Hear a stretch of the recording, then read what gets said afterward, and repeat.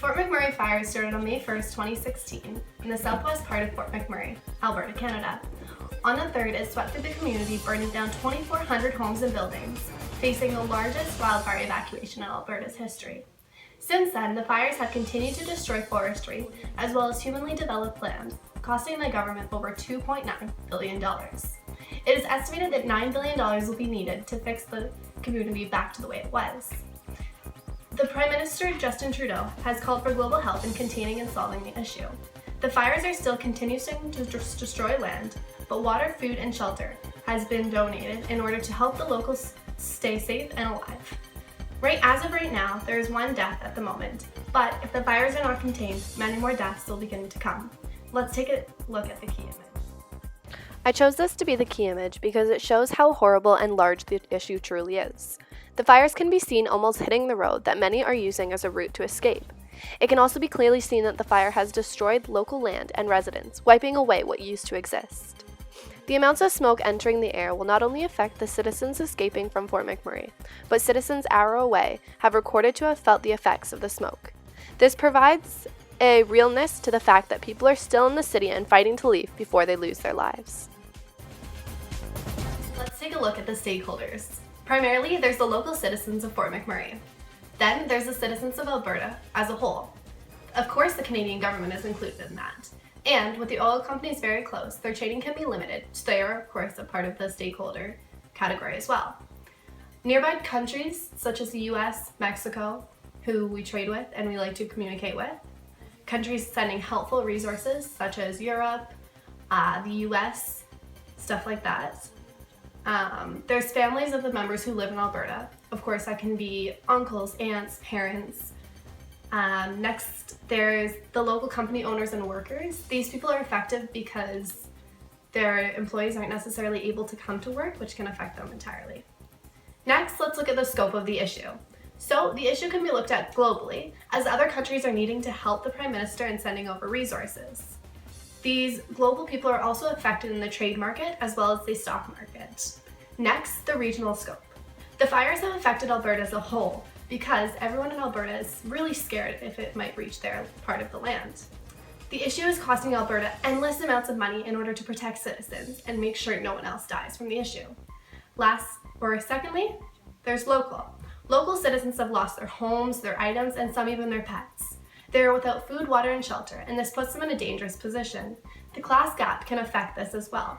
If you are in the lower half of the class gap, you may not necessarily have the money to escape the part of the land you're trying to escape. And lastly, personally, I myself have family living in Alberta. They're not exactly near Fort McMurray, but if the fires are not contained, it could reach them at some point. These fires will cause an effect on the government, which might affect my province too. This cost in general is going to total Canadian taxes, and this will be very harmful on our society. Let's take a look. Even now, with all the water bombers in the air, this fire is still raging. Crews haven't been able to stop it from spreading, so have focused on protecting key infrastructure, and so far, most of that has been spared. But so much else hasn't. Some streets have been completely destroyed, properties reduced to ash. Yet in other neighborhoods where there has been damage, many homes are still standing. It's the not knowing which makes it so difficult. There's 15 houses gone on our street with my house. My boyfriend's street, they lost 13 houses, so you don't even know what's back there. About 25,000 of the evacuees are north of the fire, and today airlifts began to take many of them south to Edmonton. Others lined up in their vehicles waiting for Highway 63 to open, and they grew frustrated when it remained closed. Now, where's Transport Canada's? Where's the government? Let's make that call. Let's open this highway. South of Fort McMurray, evacuees are scattered throughout the province. Many were forced to flee the fire for a second time last night when winds pushed the flames and the smoke to the southeast, creating this ominous fire cloud which hung heavy overhead. The municipal fire and made department conditions in the northwest even worse. began to create its own weather, even creating its own high winds yesterday, and even lightning was coming from the smoke clouds that it created. Officials say this fire is going to keep growing over the next few days until this area gets some desperately needed rain.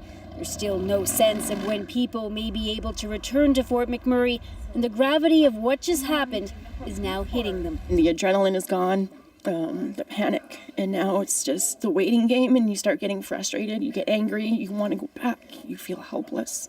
But Kim McGregor and her husband admit they're anxious about returning to a city which they fled so dramatically. From what we've seen leaving and what we've seen over the few days as it was burning down was absolutely apocalyptic. It was something that you'd see in a movie, and a disaster movie. And we lived it.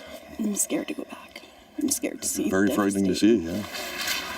Officials were asked today about the scale of the damage and just how difficult it will be to rebuild. Causes and effects. First, economically, these fires have created people to be without jobs as well as without homes. This will cost the Canadian government endless amounts of money in the end. Secondly, oil trade companies are unable to trade with their other countries as the oil supply has been cut down in order to reduce an explosion. Stocks for local companies may crash as no one is there to attend their companies. Lastly, the class gap will affect a huge amount of people, as the vast majority of the citizens are on the lower end of the class gap. Let's take a look at it socially. Local religious places will be destroyed, and devastation for religious citizens will be huge. The internet and cell phone use has been cut off, as bell towers have been closed down due to the fires in Alberta. Immigration rates have also decreased in Alberta due to the fear that this fire may invade all parts of Alberta. And lastly, families are unable to leave behind special items such as photos, videos, as well as pets, which is horrible to imagine. Environmentally, the fire has burned down so much, destroying and leaving behind tons of debris. Ecosystems have been burned down and animals have been killed as they are unable to breathe fresh air and drink fresh water. The smoke rising into the air is causing a huge amount of CO2 emissions, and the fires that are slowly reaching oil plants may indeed cause a huge explosion, which will leave behind way more debris than ever expected. Local rivers and lakes are being filled with debris and destruction. Politically, local governments can no longer control citizens, and the governmental power over Alberta has died down a huge amount in Fort McMurray. Borders have been opened from bordering provinces to allow people to escape from Fort McMurray and go into a place where they feel safe and they may have some shelter, food, or water. The Canadian government is also under a lot of pressure to help and stop the fire, as well as after they will need to rebuild the city and make sure everyone can get back on their feet. Laws haven't really been followed, including driving laws, social laws, and other types of laws, as people just need to escape the fires and make sure they live. Trudeau is reaching out for global help in stopping the fires, as well as having things donated to make sure the citizens are as well as they can be. This issue matters because a lot of people are being currently affected. The problem with the fire is that the Canadian government will have to rebuild a huge amount, and this will cost them so much money in the end. Citizens have lost their family, they've lost their pets, they've lost everything they've had since they've been born. This is horrible, and of course, you have to look at an environmental aspect as well. The city has been burned down, the forestry has all been lost, which will cause emission to be risen into the air, and this effect will be detrimental to many citizens, as well as the global environment. In the end, Canada as a whole will be affected. The world will also be affected, as they've sent out so many resources to help Canada. This makes us look helpless, but in the end, we will rise up strong and make ourselves look great. Audio Jungle. ISIS attack leaves 16 people killed and 28 people injured, with a few in critical condition. The attack took place on Friday, May the 13th in Iraq at a Real Madrid soccer fan club, as members of ISIS see soccer as a non-Muslim sport. 3 men wielding AK-47s opened fire at the club at around midnight. The club was hosted by a group of fans of the soccer team. They meet at the club to rewatch old games when the team isn't playing. At the time of the attack, there were about 50 young men in attendance. When the initial attack was stopped, one of the attackers ran to a nearby home where he was captured by a mob, beaten until he confessed, then burned alive, and his body was hung upside down on a post outside the cafe where the attack took place.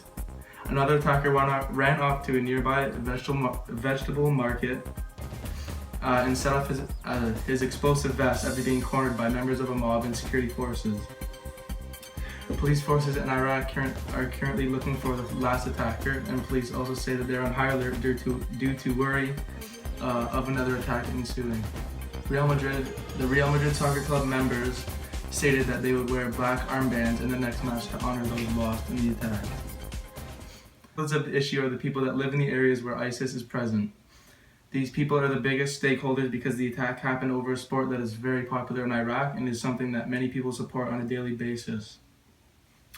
ISIS is clearly against the support of soccer as they decided to perform an attack to a group of people watching the sport they love. The people that love to watch soccer may have to stop fully as they are scared for their safety, knowing that ISIS is against the sport as they believe it's non-Muslim. The scope of the issue is local, as the only people that are being affected are those who are local where the attack took place. The event may affect others, but those who aren't local aren't fully attached to the issue. This event leaves the local people scared for safety because ISIS is a growing issue and continue to harm not only those who are local but also people around the world by threatening to attack or harm. Okay. The causes of this issue is simply because of there are no environmental effects on this that came out of this issue, but socially the attack has caused a lot of issues between families and just the people that live in the surrounding areas, as they are scared and do not feel safe with these terrorist groups ensuing all of these horrible attacks that leave many people dead and injured. Politically, the government is responsible for the people's safety, and they are doing a poor job at ensuring it. ISIS has committed many terrorist attacks and will keep doing this.